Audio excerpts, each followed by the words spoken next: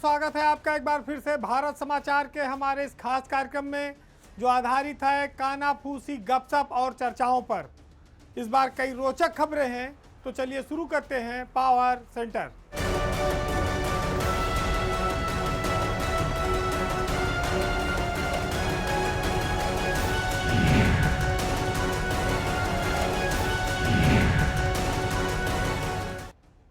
भारत जैसे देश में 65-70% जो आबादी है वो या तो नौकरी तनख्वाह पर अपना जीवन गुजर बसर करती है या छोटा मोटा धंधा व्यापार करती है। इसी में से कभी कभी कोई गुदड़ी का लाल निकलता है और वो पूरे देश में नाम करता है, छा जाता है। लेकिन गुदड़ी के लाल के साथ साथ कुछ गुदड़ी के दलाल और कुछ गुदड़ी के शैतान भी निकलते हैं। आज ये कहानी पश्चिमी उत्तर प्रदेश के एक ऐसे ही सामान्य व्यक्ति की है जो कभी परचून की दुकान चलाता था, लेकिन एक झटके ने उसका जीवन बदल दिया। उसकी किस्मत ऐसी पलटी कि वह परचून की दुकान से प्रदेश का चीनी किंग बन गया। ये बात हो रही है सहारनपुर जिले के नेता एमएलसी रहे हाजी मोहम्मद इकबाल की। इकबाल एक ज़माने में परचून की छोटी मोटी दुकान चलाते थे और बताया जाता है कि वो गांव में घूम घूम कर शहद बेचते थे। लेकिन फिर उनका वक्त बदला और सत्ता शीर्ष का उनके ऊपर हाथ आया। मायावती की सरकार थी और फिर हाजी इकबाल एमएलसी बन गए, बहुत बड़े बड़े डील करने लगे, हजारों करोड़ के आदमी बन गए, चीनी मिलें खरीदने लगे। लेकिन आज काफ़ी सालों बाद वो देश में एक भगोड़े अपराधी हैं, वो इस देश के आर्थिक अपराधी हैं। हाजी इकबाल की किस्मत 2007 में तब पलटी जब वो बसपा में शामिल हुए और मायावती की सरकार बन गई। मायावती का उनके सिर पर हाथ पड़ते ही उनकी किस्मत चमक गई। वो ज़मीन से सीधे आसमान में उड़ने लगे और देखते ही देखते वो यूपी के एक कथित उद्योगपति बन गए। सहारनपुर के रहने वाले हाजी इकबाल बसपा शासनकाल में इतना पैसे वाला हो गया कि उसने देवरिया की, बैतलपुर और भटनी चीनी मिलों को खरीद लिया। जौनपुर की शाहगंज चीनी मिल को भी उसने खरीद लिया। जिस समय ये चीनी मिलें हाजी इकबाल ने खरीदी थी, उनकी कीमत 30 करोड़ रुपया उन्होंने लगाई थी, जबकि बाजार लागत जो ईडी ने आकी है वो 1000 करोड़ रुपया आकी है। यानी कि 1000 करोड़ का माल 30 करोड़ रुपए में लिया गया।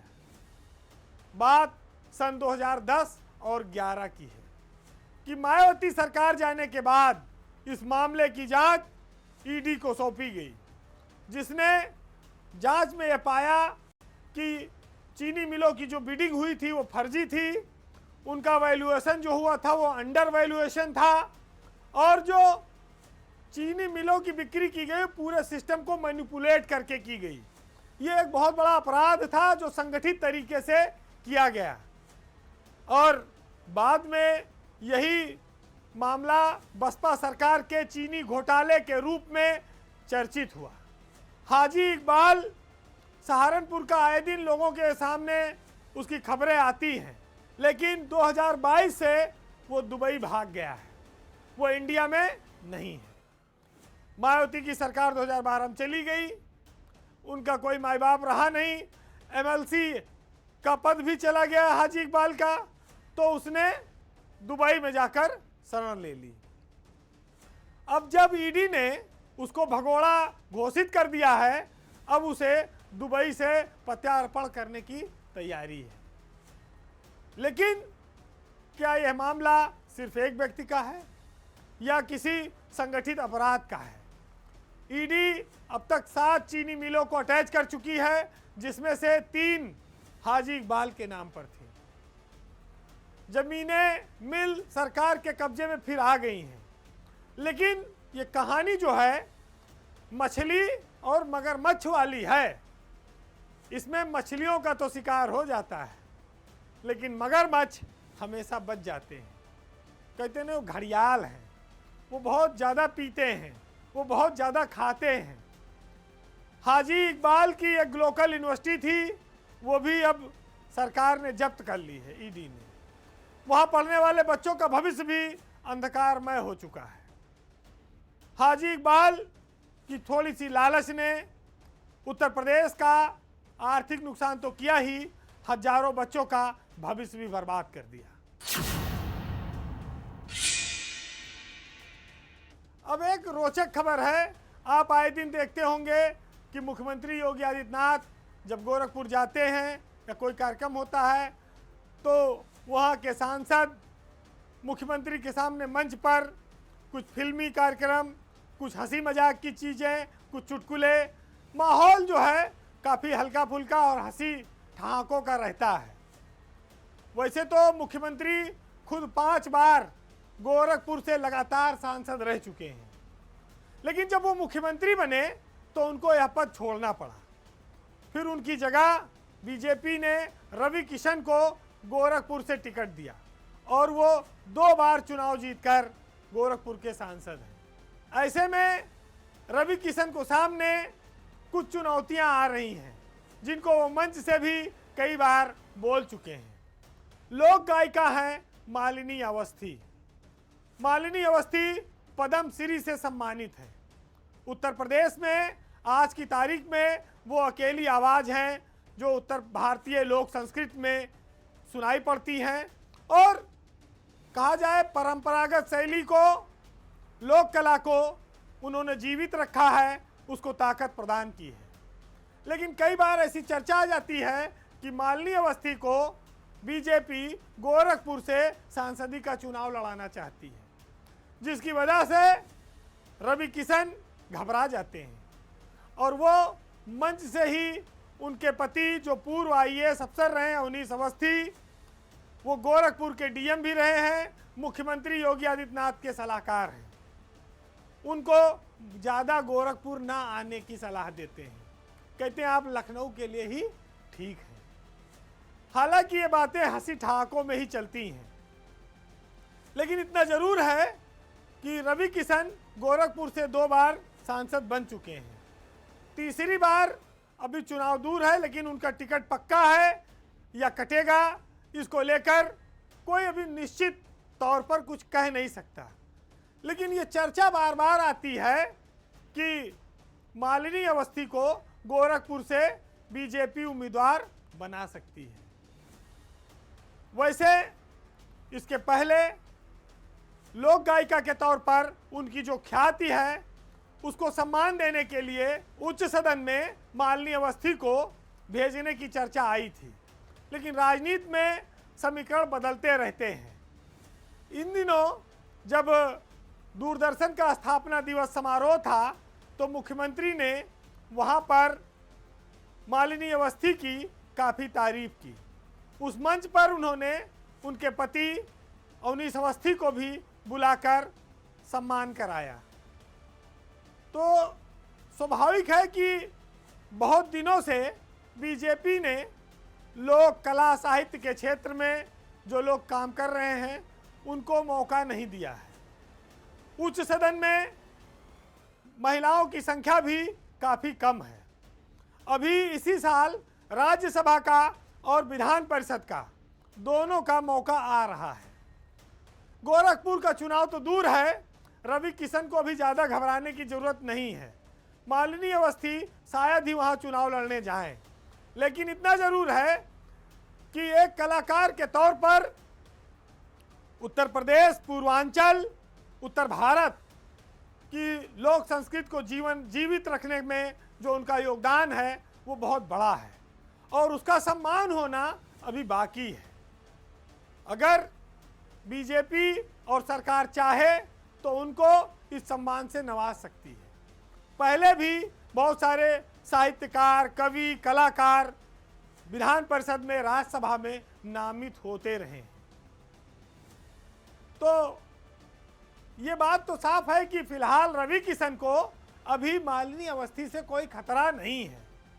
ये भी जब बात है कि मालिनी अवस्थी का दावा अभी उच्च सदन के लिए ज़्यादा मजबूत है। उनकी प्रसिद्धि भी है, उनके पति को भी मुख्यमंत्री काफ़ी भरोसा करते हैं और वो सेवानिवृत्त होने के बाद से लगातार सलाहकार के रूप में मुख्यमंत्री के साथ बने हुए हैं। उनका भरोसा एक दिन का नहीं है। गोरखपुर में जब वो डीएम थे तब से वो मुख्यमंत्री की पसंद रहे हैं। ये संयोग है कि योगी आदित्यनाथ आज की तारीख में चीफ मिनिस्टर हैं और अवनीश अवस्थी उनके सलाहकार हैं। बीजेपी में महिलाओं को 33% आरक्षण देने की बात हो रही है। उसकी शुरुआत वो चाहें तो उत्तर प्रदेश से कर सकते हैं।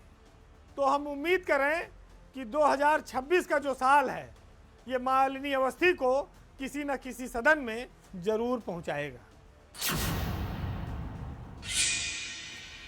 अब ब्यूरोक्रेसी से जुड़ी हुई एक महत्वपूर्ण खबर।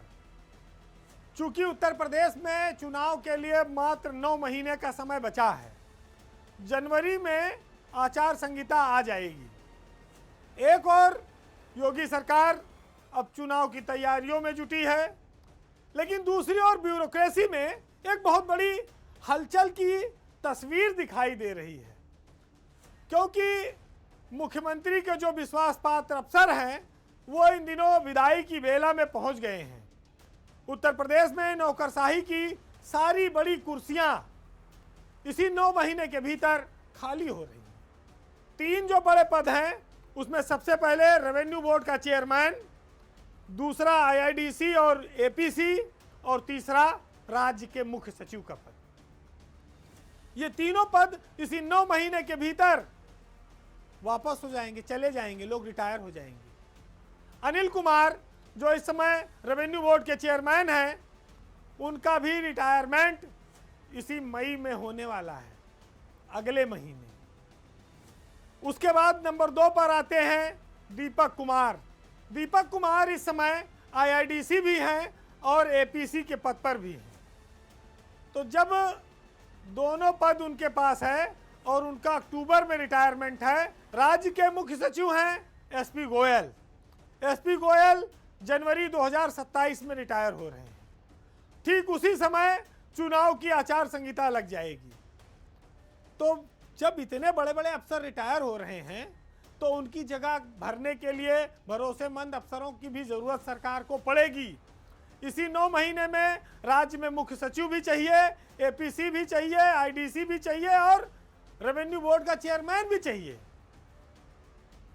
तो मई में अगले महीने जब अनिल कुमार रिटायर होंगे तो उनकी जगह पर फिर 1990 बैच की अर्चना अग्रवाल सबसे सीनियर बचेंगी। अर्चना अग्रवाल रेवेन्यू बोर्ड की चेयरमैन बन भी जाती हैं तो उनका भी सितंबर में ही रिटायरमेंट है। उसके बाद फिर किसी को वहां पर रेवेन्यू बोर्ड में लाना पड़ेगा, जिसमें 91 बैच, 92 बैच, 93 बैच के आईएएस अफसर ढूंढने पड़ेंगे। अब 91 बैच में बाबूलाल मीणा है, राजेश कुमार सिंह है। तो हो सकता है कि राजेश कुमार सिंह को अगला रेवेन्यू बोर्ड का चेयरमैन बना दिया जाए अर्चना अग्रवाल के बाद, क्योंकि उनकी नौकरी 27 तक है। रही बात बाबूलाल मीणा की, जो 1991 बैच के हैं, उनकी जो कार्यशैली है उससे सरकार संतुष्ट नहीं है, तो उनको अपर मुख्य सचिव उद्यान बना के रखा गया है। तो फिर जब अक्टूबर में दीपक कुमार रिटायर होंगे तो आईआईडीसी और एपीसी दोनों पद खाली हो जाएगा। तब उसमें आएंगे 1992 में अनुराग श्रीवास्तव, अकेले अफसर हैं 1992 में। अब वो एपीसी बनेंगे या उनको आईआईडीसी बनाएगी सरकार, ये महत्वपूर्ण है, क्योंकि अनुराग श्रीवास्तव की नौकरी भी जून 2027 तक ही है। उनके पास वक्त है।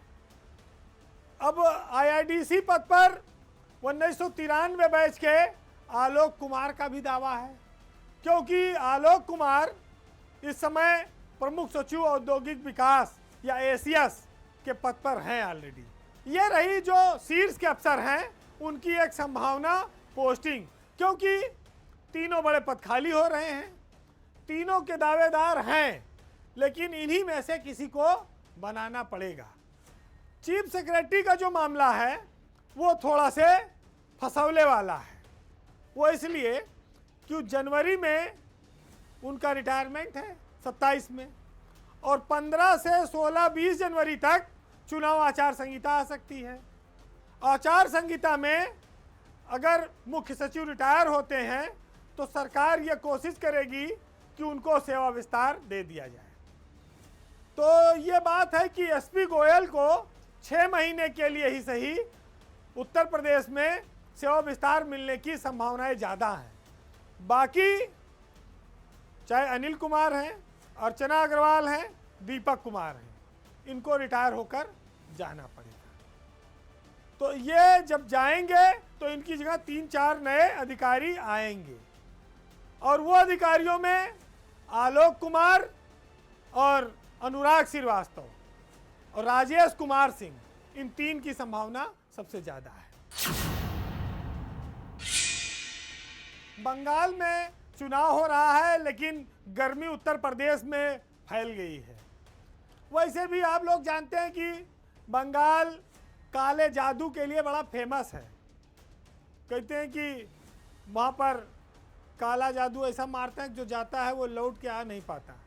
भारत के मुख्य निर्वाचन आयुक्त हैं ज्ञानेश कुमार।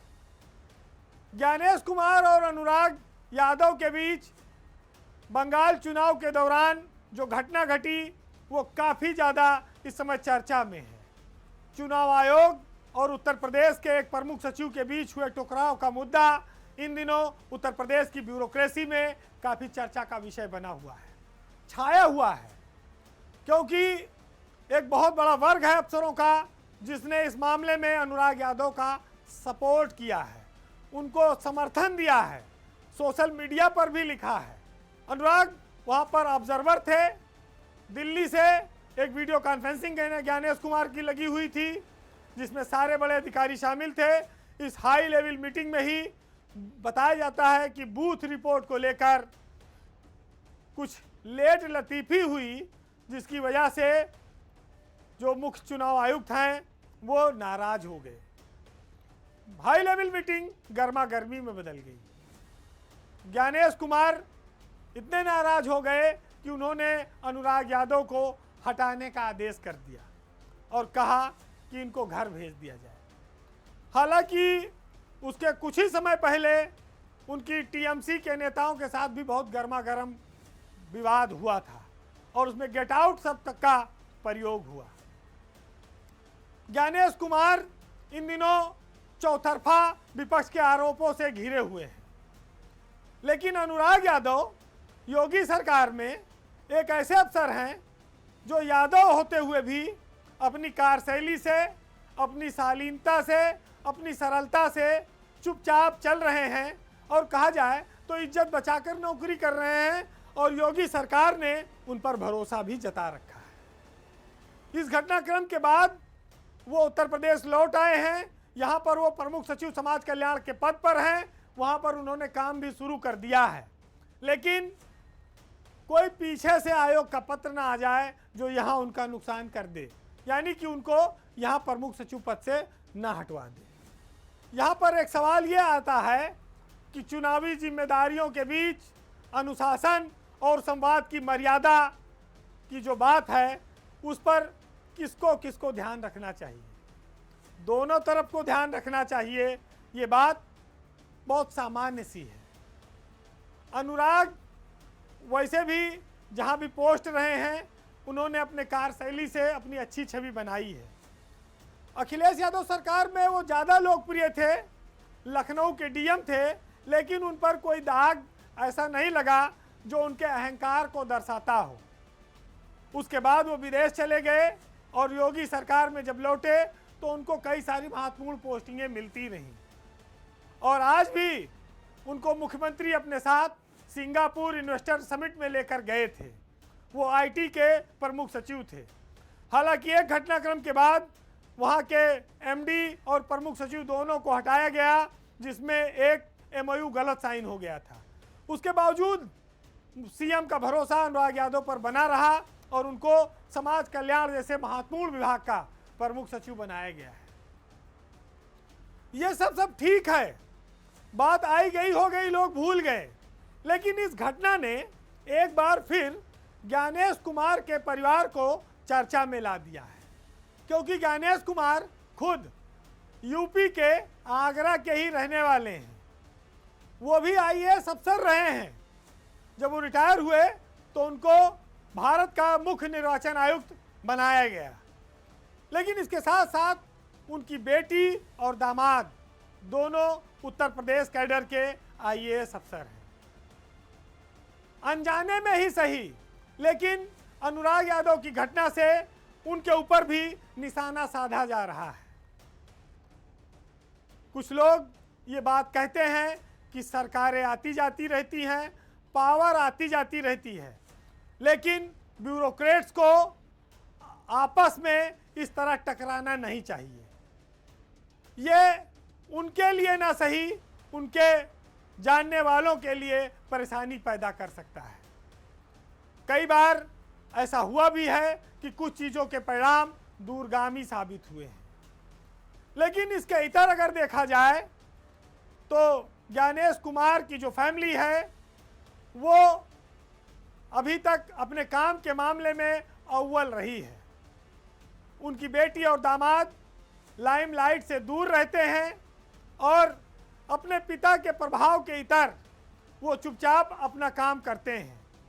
मनीष बंसल सहारनपुर के डीएम हैं और काफ़ी लोकप्रिय अधिकारियों में हैं। मेघा रूपम जेवर जैसे एयरपोर्ट का उद्घाटन कराकर सरकार और प्रधानमंत्री की नज़र में आई हैं। बड़े परिवार से ताल्लुक़ रखने के बावजूद भी आम जनमानस में अभी इन दोनों अफसरों की छवि अच्छी बनी हुई है। लेकिन इसके बावजूद अनुराग यादव इस पूरे घटनाक्रम पर खुद क्या महसूस करते हैं, ये बात ज़्यादा मायने रखती है। फिलहाल आज के पावर सेंटर में इतना ही। ब्यूरोक्रेसी में ऊपर नीचे का खेल चलता रहता है। अच्छे और बुरे दिन, पोस्टिंग अच्छी और ख़राब होती रहती है। लेकिन कई बार कुछ घटनाक्रम ऐसे होते हैं जिनमें आपकी गलती भी नहीं होती है, लेकिन आपको फिर भी गिल्ट फील करना पड़ता है। वैसे हम जिस समाज में रहते हैं वहाँ पर कोई अफसर हो, व्यक्ति हो, सामान्य आदमी हो, उसका सम्मान सबसे पहले है। अहंकार के लिए कहीं कोई जगह नहीं है।